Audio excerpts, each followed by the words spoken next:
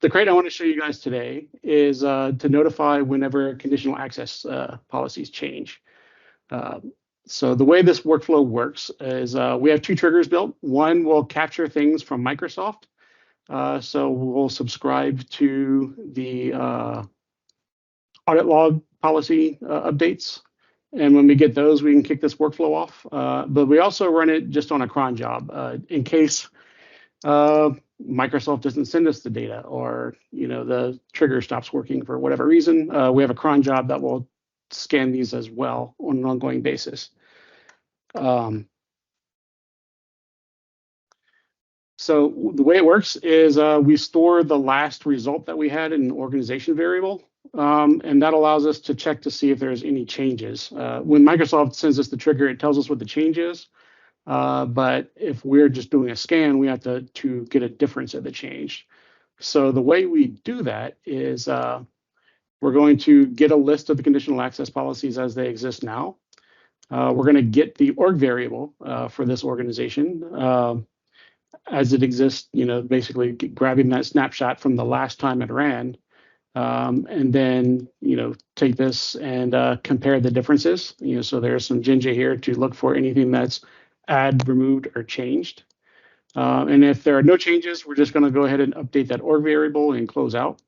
If there are changes, then we're going to build these things out. The objects that we get back end up with, if you look at the policies, as a JSON object, they're going to come in with just, I can show them to you, a bunch of GUIDs in them, basically. So if we look at some policies, data values, if we look at, what might be, let's see if there's any, if there's users, we're just going to get GUIDs of the users, which isn't super useful. So I built a sub workflow in here that will look those GUIDs up, whether they be users, locations, or groups. And we can do graph API queries to resolve those to names. And so we build a lookup table to pop those into the notification to make it a lot more readable. The other thing we do to make the changes understandable is when you install the crate, and I'll go ahead and show you the crate installer.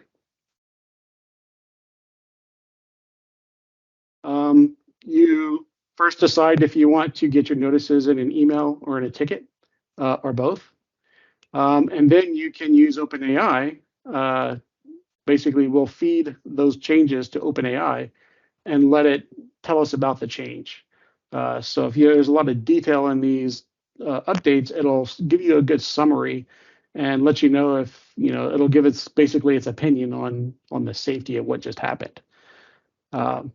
So we get that, we generate an email and potentially a ticket. If we create a ticket, we're going to create that first. And then that way, when you get the email, it'll actually reference the ticket number that you get.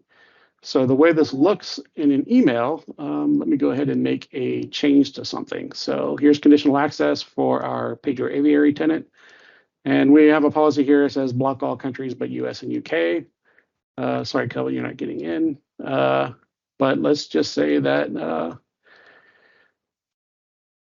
we want to change this. And in my exclusions from this policy, I'm going to add Zimbabwe. So I'm going to save that. And I'll look at my execution history. And rather than waiting for this to run again and waiting for Microsoft to pick it up, I'm going to go ahead and click rerun. And it's doing a lookup of the GUIDs right now. Takes it a second. It's getting that location, or all the locations that are in here. So for each location that is in this policy, we're looking up, because remember, we just got a GUID. That's not very interesting. We're going to get a real location. Now we're doing a chat completion. I'm using GPT-4 here, so it takes a little bit longer. And we're done with that. We're creating a new ticket, and I should get an email momentarily after it's done creating a ticket. Send an email. Okay, so I'll check my email. Let's see if I got it yet. So here we go. What we have is a summary of the differences. So in this case, there was a policy changed. So we see the old settings and the new settings. We can look and see what's in these things. We can see that the users actually have been resolved to names as well as the locations.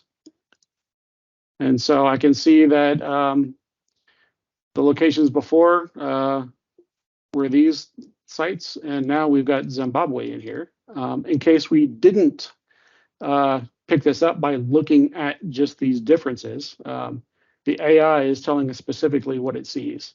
So it says initially this policy allowed access from all locations except those identified as these.